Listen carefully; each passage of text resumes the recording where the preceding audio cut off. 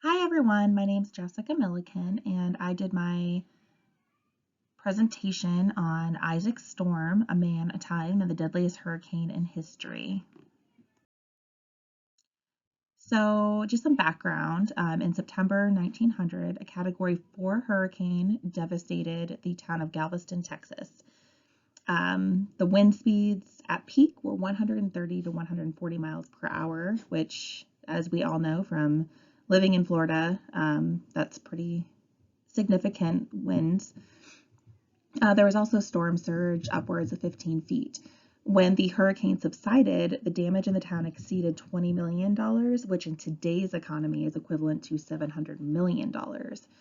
And it's considered the deadliest natural disaster in United States history. The combination of damages and lives lost is part of why it is considered the deadliest natural disaster in U.S. history. So just to summarize Larson's perspective, Larson notes that the devastation caused by the hurricane could have been avoided with appropriate notifications to the public. At that time, according to Larson, the U.S. believed Cuban experts' warnings of a hurricane were alarmist and not worthy of public attention. Larson actually identified that there was a rivalry between weather bureaus in the U.S. and Cuba, which contributed to the U.S. Weather Bureau's failure to provide sufficient storm warning. Failure by the Weather Bureau to provide correct, updated information to other officials after the storm left Galveston contributed to additional victims. There were actually 6 loggers killed in the Eau Claire River. 6 vessels were sunk in the Atlantic, and the storm drove 42 fishing vessels aground near mainland Canada. So pretty significant lives lost, which would have been avoided had the Weather Bureau provided correct and updated information. Analysis of Larson's perspective. Cuban scientists knew a hurricane had passed to the north of Cuba and was heading to the Gulf of Mexico. And in 1900, scientists in Cuba had become very good at tracking storms in the Caribbean, and they knew a hurricane had passed to the north of Cuba and was heading to the Gulf of Mexico, which is something that I mentioned previously.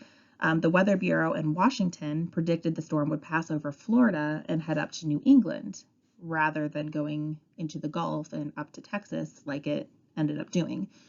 In 1900, the Weather Bureau, which was the predecessor to the National Weather Service, was only 10 years old, and hurricane science in the U.S. wasn't very advanced, which is probably one of the reasons why they ignored predictions made by Cuba.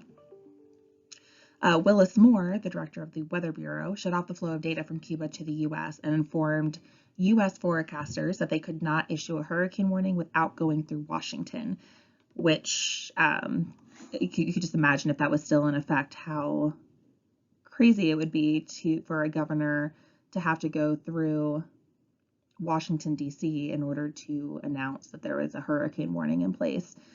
Isaac Klein, the Weather Bureau's chief observer in Galveston, tried to warn the city about the hurricane, but at that point it was too late. He suspected that Washington was wrong about the track of the hurricane, and when he realized that, he made those attempts to warn the public. And again, at that point, it was too late for anybody to get out and avoid the hurricane.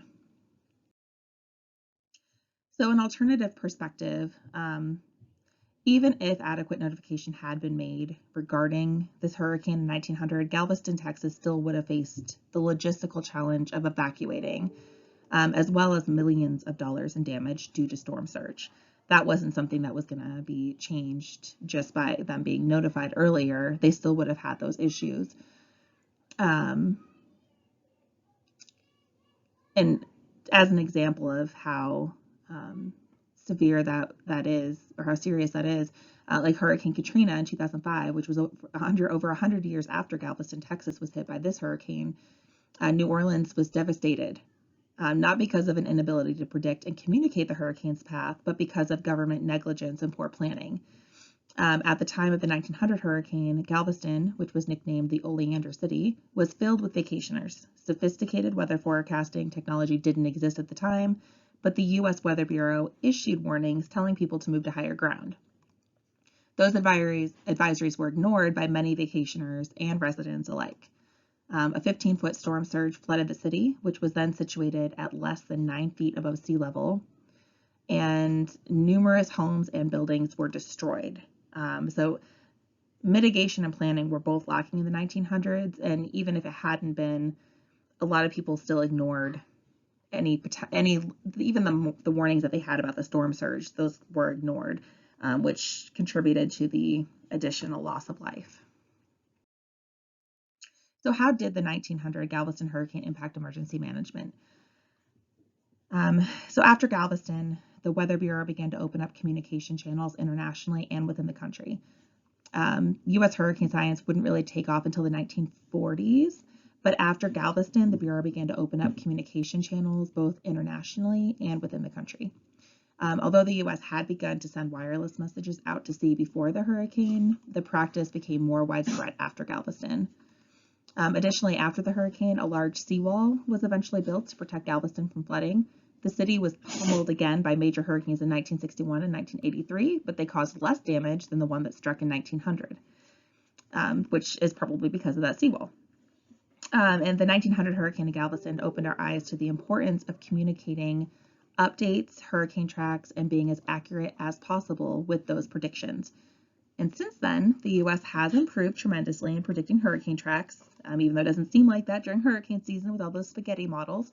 And they've also gotten better at communicating those tracks to the public. However, disasters still happen, such as was seen with Hurricane Katrina.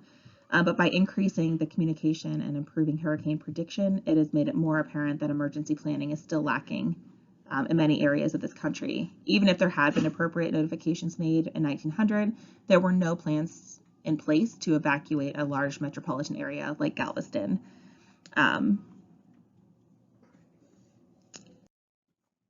Yep, and there's my resources. So thank you.